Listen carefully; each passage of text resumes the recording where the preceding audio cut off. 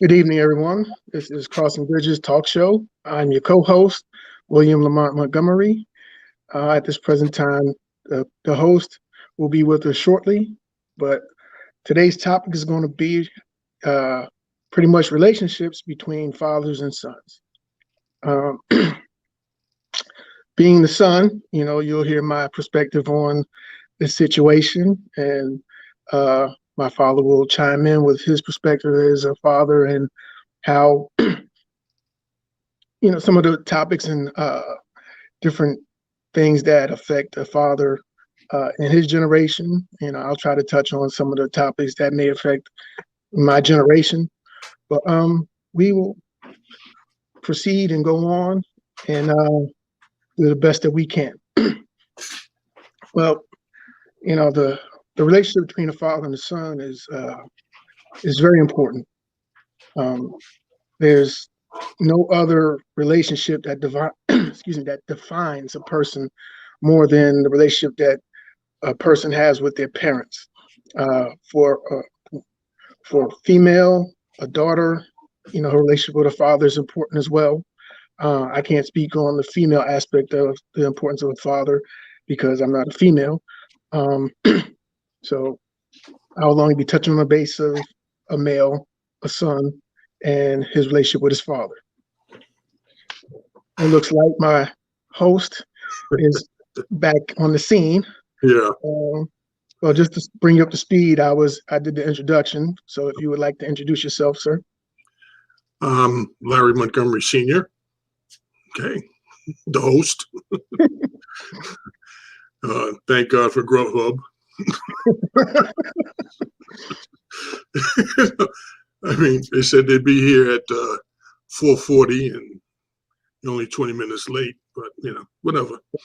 Gotcha. So this week, all right, did you tell them about the topic? I told them we're talking about relationships between fathers and sons. Okay. I will let you go with that. Okay. What I'm going to do is just give an overview of the topic, the importance of fathers in the home. It's easy to kind of feel that having a father in the home is important and could be a good thing. But when they're not there, there is really an impact. And just give me 1 second. I'm going to pull up my notes here, and we're going to talk about that real quick. Let's see. Oops, wrong one. Hold on.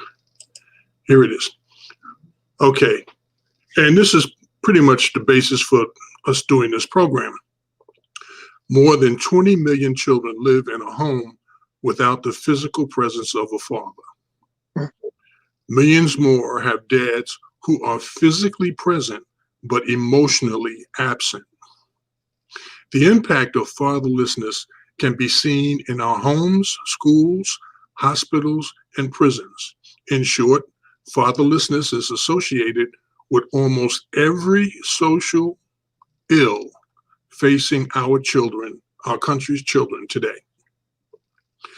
Black men are vital and important members of American society, especially in their communities. Black families suffer a great loss when Black men are unable to thrive. Throughout modern American history, Black men have struggled to gain their footing and fulfill their destinies as strong, caring, and productive members of our society and their families. This online talk show seeks to shape a new future for Black men and boys, of which the social and economic realities of this country will not accommodate the pursuit of their dreams. Here, we strive to create a forum to enable Black boys, youth, and men to openly discuss their goals and greatly contribute to their families, communities, and our nation, the lessons they have learned in life. Our discussion will identify, expose, and deconstruct unconscious biases that are critical to altering favorable outcomes for Black men and boys because they affect our ability to see structural barriers for what they are and foster the will to make a change in them. This Forum for Black Men and Boys focuses its work in 5 key areas: education, fatherhood and families, employment and wealth, health, and the criminal justice system. This forum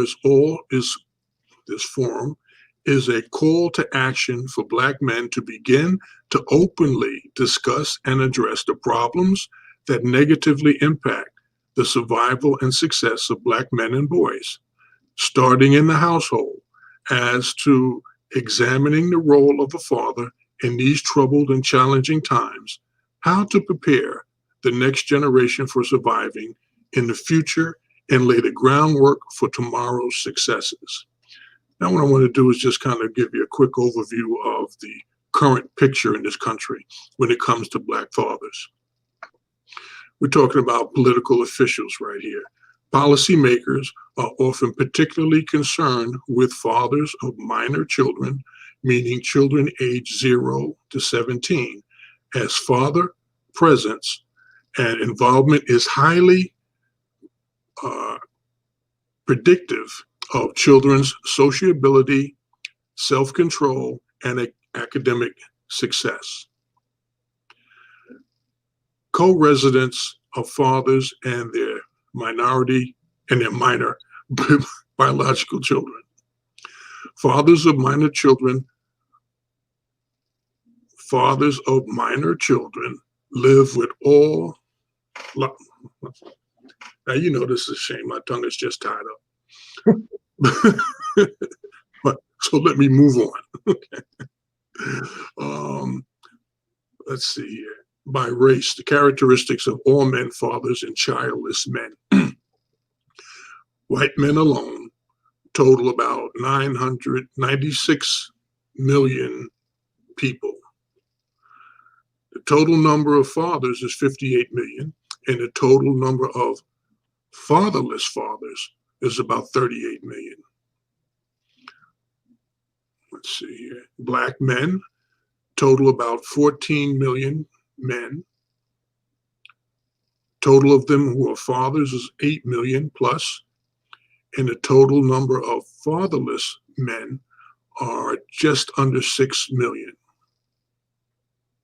I can give you some for Hispanic fathers, some numbers for Hispanic fathers too.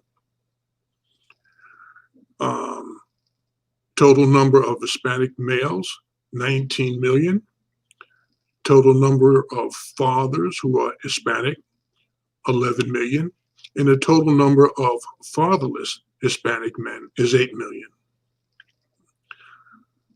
Black men, however, make up a larger percentage of men who live with a partner's minor children, that's about 16% of them, relative to the percentage of men who live with their own minor children. It comes down to about 10%. Generally speaking, men who live with their own child have higher levels of education than do men who live with either a partner's child or other children. Men who live with their own or a partner's children age 0 to 17 are more likely to be employed than are men who live with similarly aged other children. Let me get down and talk about some of the problems here real quick, and then we can get started here. Let's see. Hold on. Today, the United States makes up about 5% of the world's population and has 21% of the world's prisoners. 1 in every 37 adults in the United States, or 2.7% of the adult population, is under some form of correctional supervision. In 2014, African Americans constituted 2.3 million, or 34%, of the total 6.8 million correctional population. African Americans are incarcerated at more than 5 times the rate of whites. Let's go down and talk about the children real quick. Statistics about fatherless homes. 85% of youth who are currently in prison grew up in a fatherless home. 7 out of every 10 youth that are housed in state-operated correctional facilities, including detention and residential treatment, come from a fatherless home. 39% of students in the United States from the first grade to their senior year of high school do not have a father at home. Children without a father are 4 times more likely to be living in poverty than children with a father. Children from fatherless homes are twice as likely to drop out from school before graduating than children who have a father in their lives.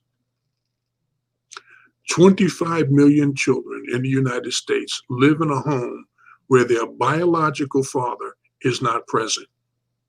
This equates to 1 in every 3 children in the United States not having access to their father. Girls who live in a fatherless home, excuse me, in a fatherless home have a 100% higher risk of suffering from obesity than girls who have their father present. Teen girls from fatherless homes are also 4 times more likely to become mothers before the age of 20. Let me stop there. That's not a good outlook. And so just based on the numbers, not your household or not the community that you live in, when there's no fathers available in the household with their own children, there's problems. There's problems.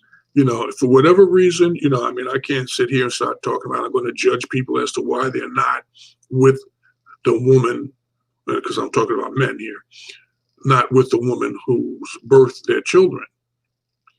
But we need to understand that there's a lot more at stake than just that good old one night stand,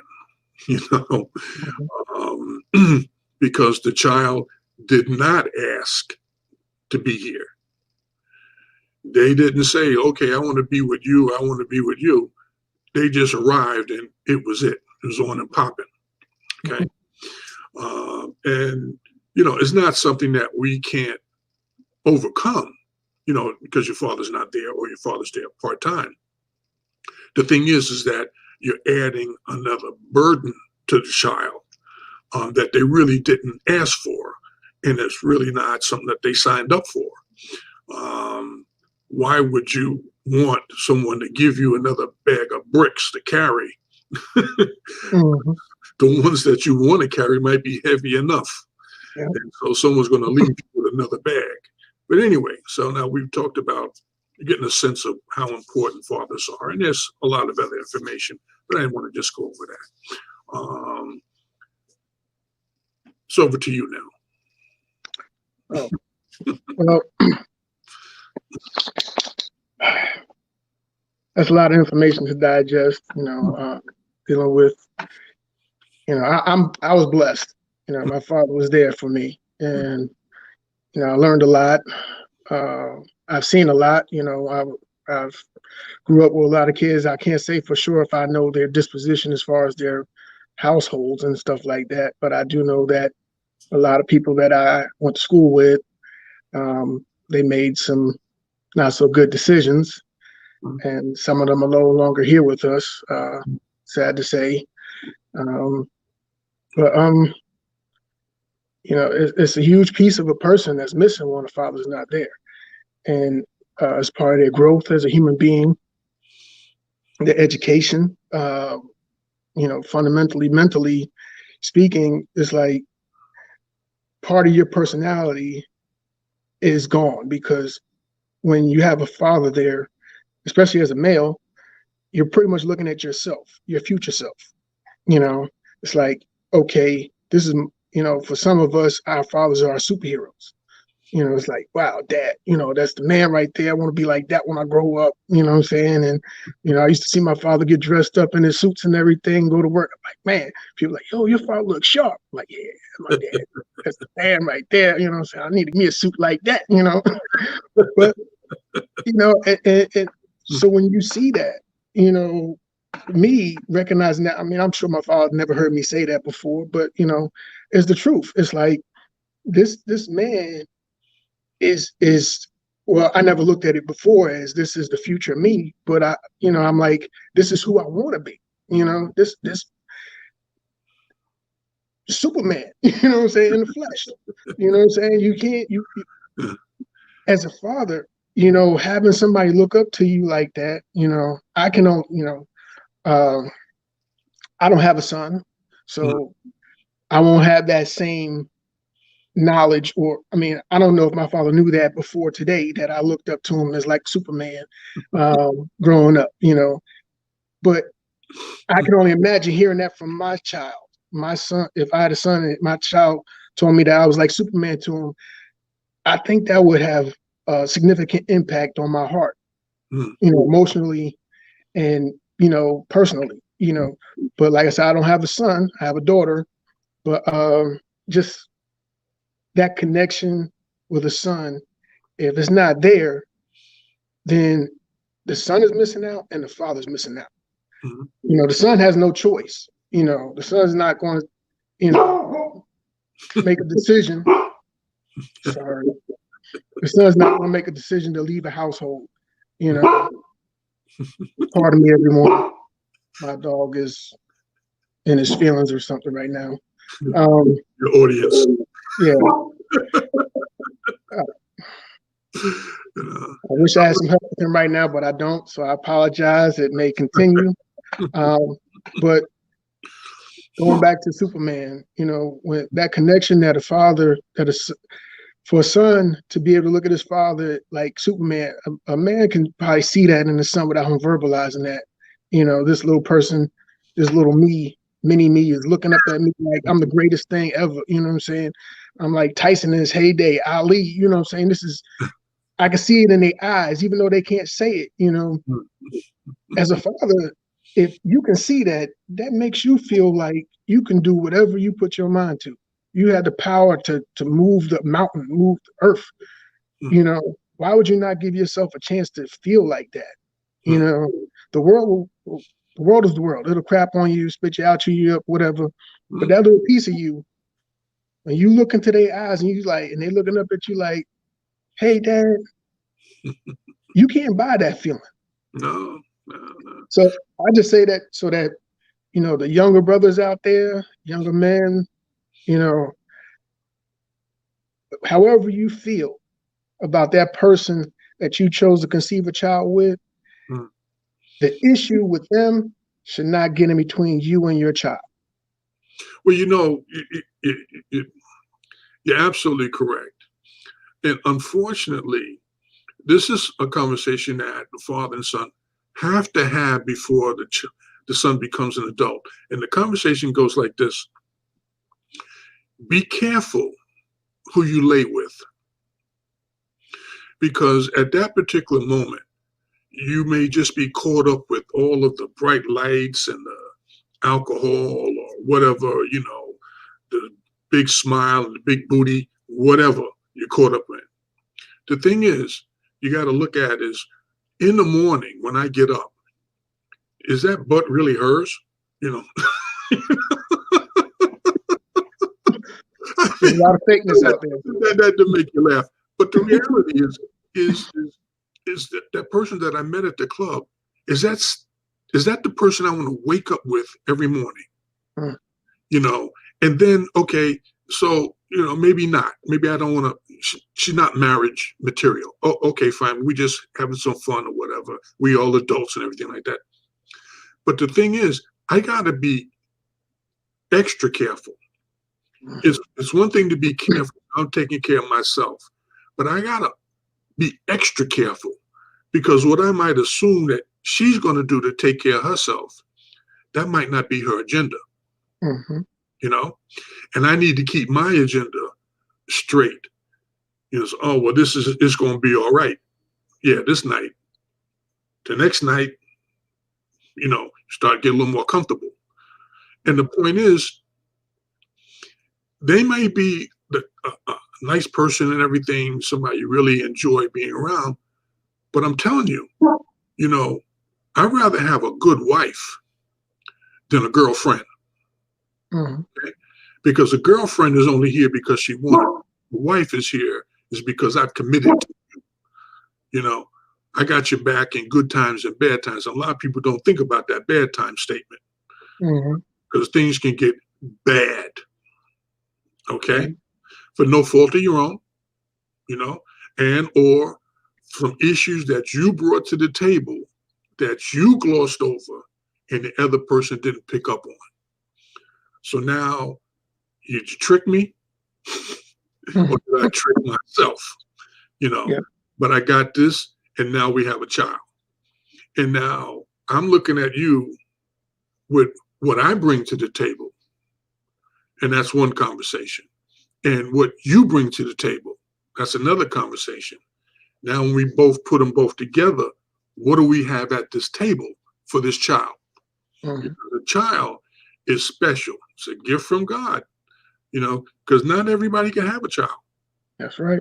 Not everybody can have one. And I'm not talking about those who want to adopt or wind up somebody left them holding the bag type thing. I'm talking about, this is blood, and blood type. Mhm. Some people, will say, look, okay, well, we're going to have this baby because it's the right thing to do. Now I'm pregnant.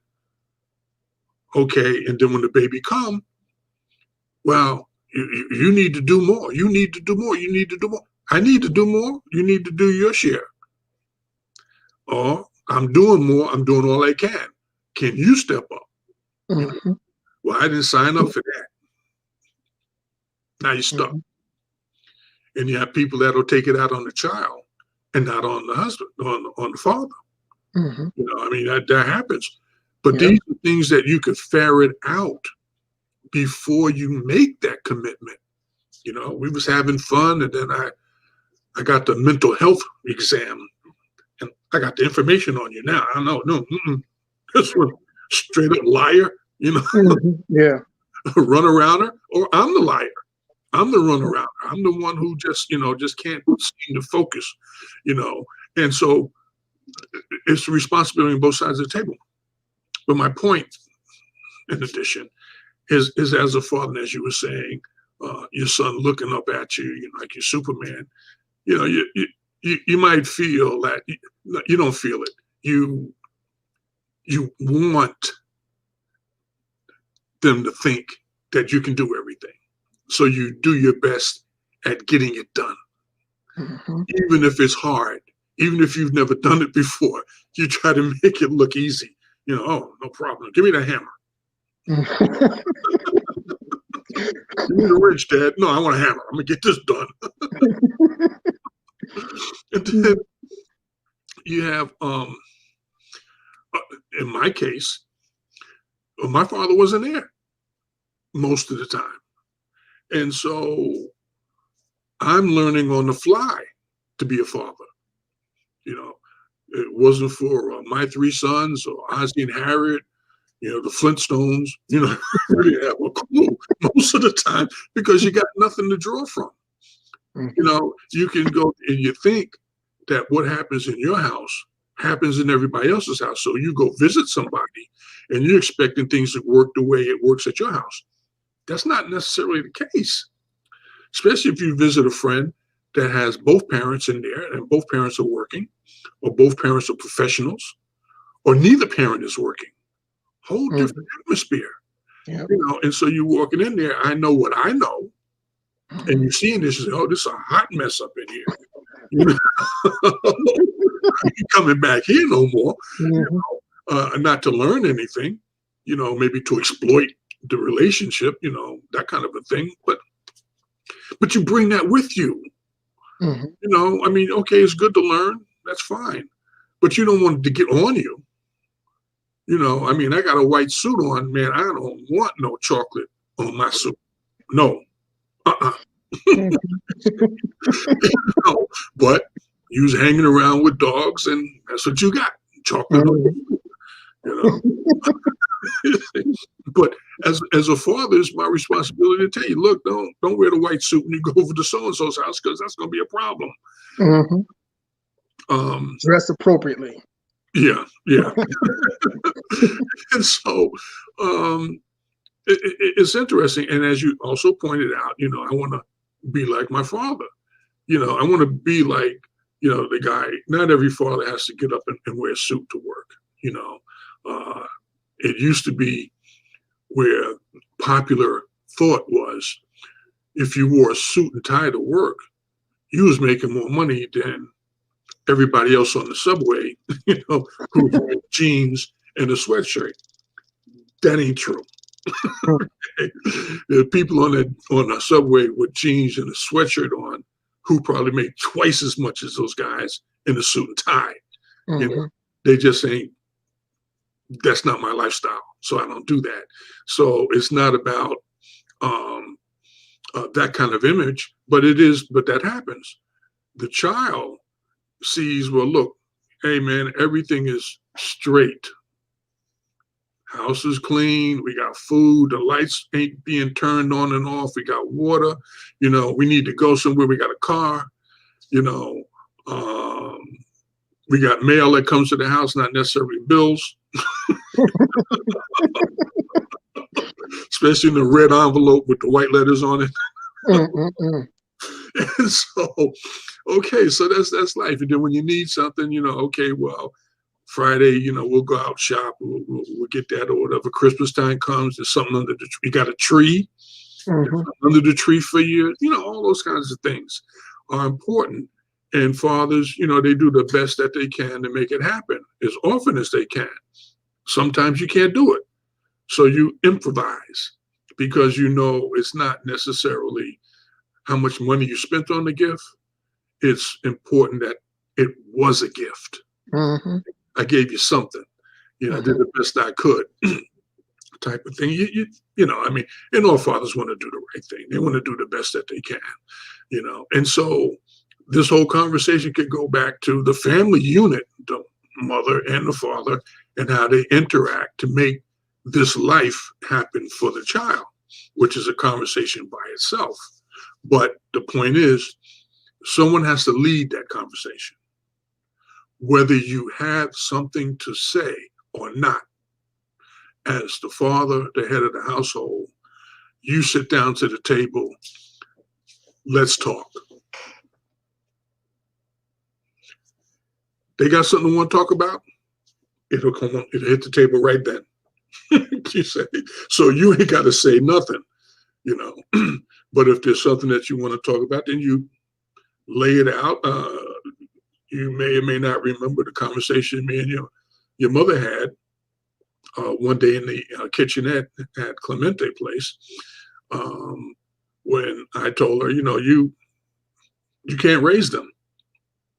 You, you the mother, you mother them, but you can't raise them. They Mhm. playing you like a fiddle. Oh no, our feelings was hurt. I understand that, but we've had this conversation. They just playing you up and down. Oh well, you do what you got. Okay, fine. Can Now, I add to that? sure. He's absolutely correct. I am, I got to be honest. Mm, We did not do well. We were typical children. We tried to get over when we could. mhm, mm, And in retrospect, I probably need to apologize to my mom mm. because it wasn't fair for her. But I digress. Go ahead, Dad. I will be apologizing to Mom shortly. I understand, but I mean, but this is a part of life, and people don't really understand all of the dynamics. And I'm not sitting here trying to say I know all this stuff. I've been around almost 70 years. I know something. Hmm. Okay.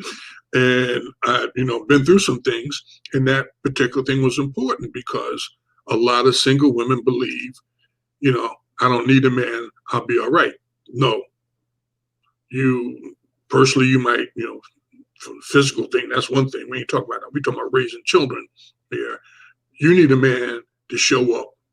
If they're a mentor, uncle, cousin, whatever it might be, to give your children the opportunity to understand the role that the man has. We've talked about this a few weeks ago. Math in girls.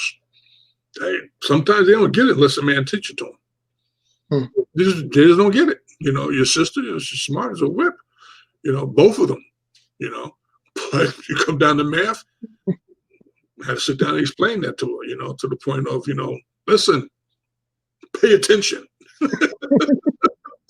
It was funny. Like teaching her to drive. Oh, yeah. How hard is this? Oh, trust me, I know, because I've taken my younger sister out to drive. Took a while to get it. Yeah. But anyway, you do what you got to do, and you keep doing it until it's done. Okay. She learned the math. She learned how to drive. Okay. Now I think what's important is, and this is another thing that doesn't happen when the father is not involved, is how does a woman or a young girl learn how to deal with men? You've never seen a man. The man is not around. He's not having that conversation with you. He's not, picking at you, and trying to tease you into understanding that, well, that was not the right decision to make, we can all sit and say, well, the perfect man has a job, he has a car, he's got a credit score 750. That's not necessarily perfect. That might be a handful of nuts right there. But you got to understand that you're holding the cards. They may make you think you're not holding the cards, but if he wants you, you are holding the cards. That's right. Okay? And so you have to be bold and understand how to wield your power, because you don't want to make them feel bad, because you don't want them to someday get the upper hand with you and hold it over your head. So anyway, did I talk too much? Nope. You're doing great. That statement you were just talking about, having the power. It could go both ways, depending on who's being pursued. But as a man, you know what you want. And if this woman is the one that you want, then you need to step up to the plate and convince that person that you are the one that they need in their life, not faking it. If you have the desire to care and be there for that person, it's your job to show them that that's what you about, and that you're not going to be distracted, deterred, thrown off course. Look, I'm here and I ain't going nowhere. Now, you might not want me, but I'm here. So if you change your mind, I'll be right here. Yeah, and you as the man have to be clear in your own head that this is what I want, and that I'm willing to do what I need to do. Not necessarily I'm willing to do whatever it takes. Because doing whatever it takes, you could pressure somebody into liking you. Or just giving up and saying, whatever, because you're constantly, you're too fat, you're too slow, you're not smart enough to be with these other guys, or you don't make enough money, whatever. So you beat them down into submission because you think you want them so you can control them, because that's where you're going. But if a woman has never had an opportunity to have a father in her life, she doesn't understand the power that she has. You say, look, I might like you. You might be a good-looking guy, but there's something about you that ain't working for me, and I got to go. Yep. And there's ways to do that. Sometimes it triggers, other mental issues.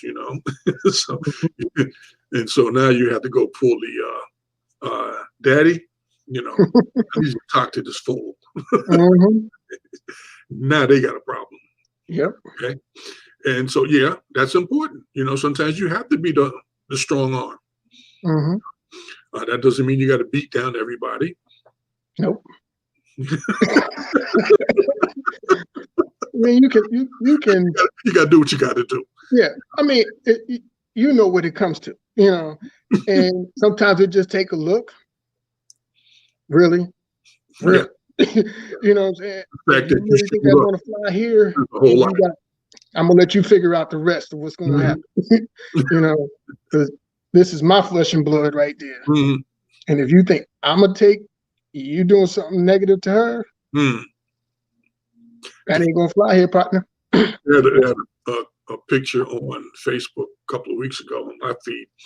This Mhm. guy was laying down on the sidewalk. And so the caption said, this is John. John just realized that putting his hands on my daughter was, was critical. Don't be like John. Oh, I think I remember. This is something about he just realized he was allergic to putting his hands on my Yeah, daughter, yeah, something like that. He was laid out. So that was funny.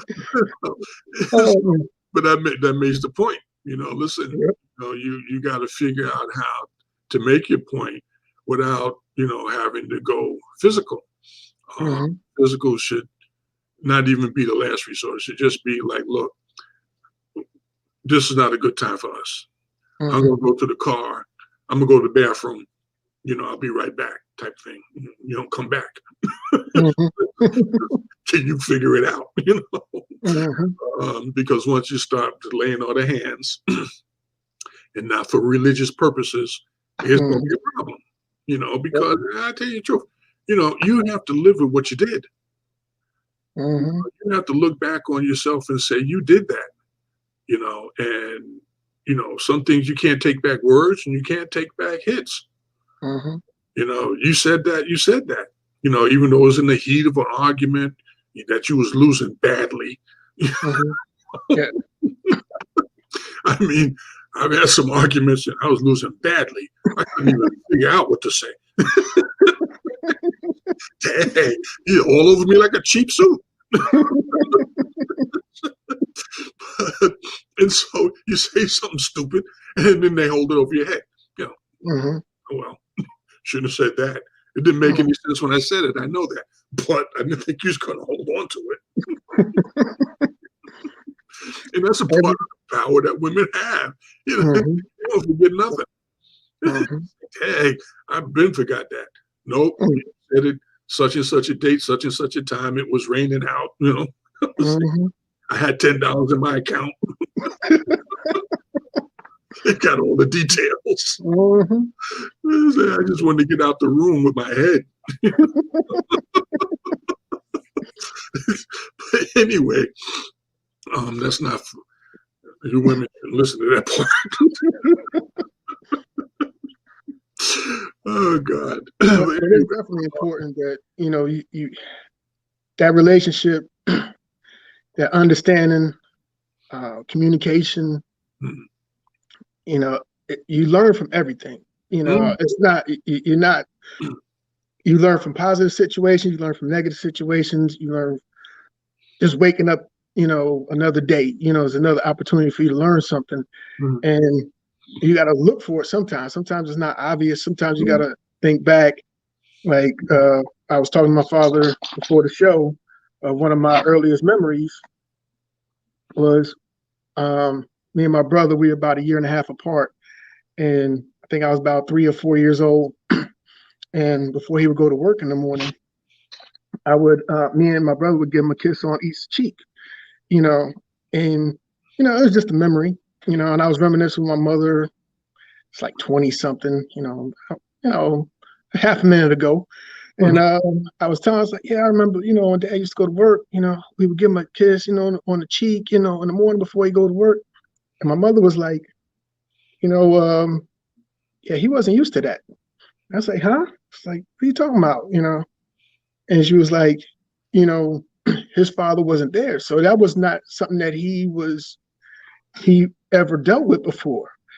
And it was like a light just came on in my head. I'm like, wow, mm, because as a child, I'm not speaking as a grown man at this moment, but as a child at that time, you know, you think this is normal. if nothing's said, you go through your life thinking, oh, this is normal, this is great, this, that, and the other, you don't think that it's something that never happened before. Mm. And it wasn't until my mother mentioned it. I mean, it wasn't like she just came out and was like, oh, no, there was a problem with it or something like that. It was just like I was reminiscing, and she just, said, yeah, your father, he it was just something different, he didn't know. And I was like, wow, what I'm saying? Because he didn't have that relationship with his father. So that was something new. And it just showed me how much, as a young person, you interact with your parents, and there's things that they're learning and dealing with that's brand new to them, just like it's brand new to you. Mm-hmm. And a lot of people, they have their own assessment or understanding of how things are from their perspective, but a lot of times we don't look and see it from the other person's perspective. Like, this is new. This is, something that, he's never encountered. He never has done before, and it's like, wow, everybody's learning something every day that they interact with their kids, their parents, whatever. It's just something that we need to keep with us. Excuse me. As young folks, you may think that, your parents know everything, and they might know a lot, but they might not know everything about you, just like you might not know everything about them. And unless you have that conversation with them, if you, I say all that, excuse me, to say, if you have some misunderstanding or something that you may have made a snap judgment on about your parents, sometimes you may need to take that and look at it and go find out for sure, because a lot of times we assume stuff and we take that as rock solid information. Yeah, it's got to be this. Excuse me. It's got to be that because, I'm thinking it. And you could be dead wrong. And your relationship with your parents has suffered because you believe something that wasn't actually the case. Well, Because, like I at the same time, I don't mean to cut you off, but at the same time, at that moment in time, when whatever it was that happened, that may be true. That may be the case. But that moment, mm-hmm. that was, matter of fact, that was then. Mm-hmm. This is now. Yep. Just like you've changed, I'm talking generically, you've changed, they've changed. And we could always change for the worse. That's mm-hmm. true. But hopefully, we learn as we go. I have to say that, while my father wasn't there all of the time, he was there as much as he could be, depending on the situation. But anyway, when he died, my brothers, my siblings, had an opinion. Oh, he was the worst thing since, old duty. I said, listen, I happen to be the oldest, and I tell you straight up, he did the best he could with what he had. Mm-hmm. His father wasn't with him. Mm-hmm. Not only was his father didn't raise him, the little time that he was with his father, he put him out, when he was a teenager. And so whatever his father knew, my father didn't learn it. He didn't get it from him. He got it from the streets or from whatever. And then when he married my mother, she came from the South, whatever. She had her own, to tell you the truth, she was a country girl who came to the city and lost her mind. Really, I'm a star, really. But anyway, I mean, there's the truth. And God knows I love her. But, when you look back on the stuff, you see why people did some of the things they did and acted the way they did. Because when I was a teenager, I could see that. I could see, oh, wow, all of a sudden I had a job, I had money in my pocket, and I lost my mind. So I look back at my mother and say, she did the same thing. What the heck? So, yeah, we, as parents, we bring a lot to the table. Not all of it's good. But we don't know. We weren't a parent all our lives. We had a life before we got a parent. Not that being a parent is not a life. It's I guess, a mature life because now you realize that you're responsible for another life. Mm-hmm. And so it's a good thing. So my point here is that my brothers and sisters had an issue with my father. And I said, you were in the same household with me. You saw the same thing happen. Some weekends he would come home with his check and mommy would, run him out the house, take his money. Then she complained, well, you didn't come home for the weekend. I'm sitting there Monday morning quarterback and I'm saying, I ain't having this conversation with my mother. Mm-hmm. It don't make no sense. Mm-hmm. He came home, you ran him out, and now you complain that he left. Mm-hmm.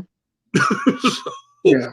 okay. So when I became an adult, I don't argue with your mother on the weekends.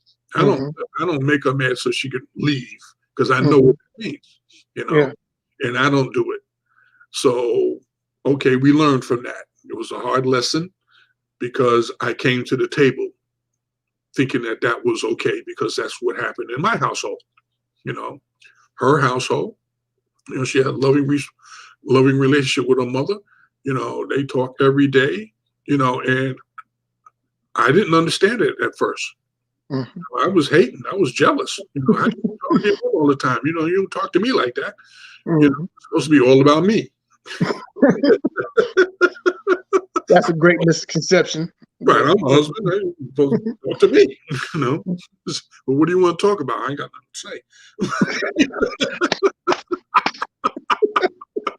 I look back at someone else and said, Dad, you was dumb.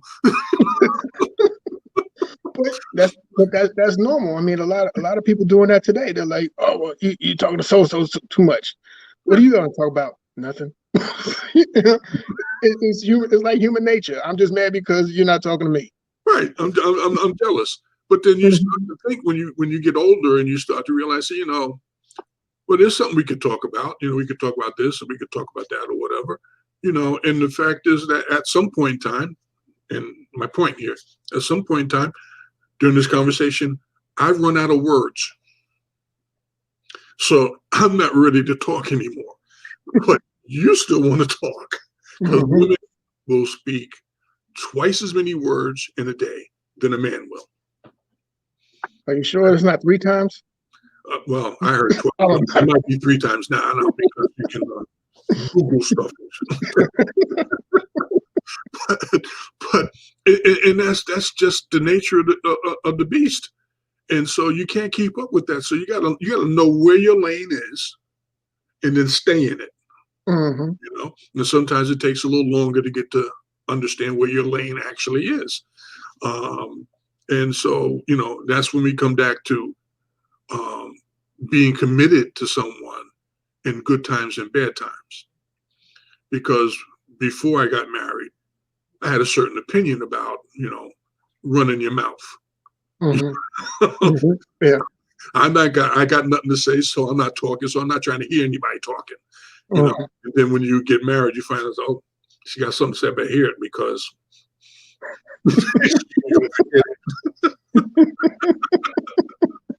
she gonna say, "Did you hear what I said?" Yeah. Not really. You get a pad and a pencil here. But anyway, okay. So we I think we did a pretty decent job and covered some areas in this topic that some were funny, but they were real because it happened. What are we gonna do next week?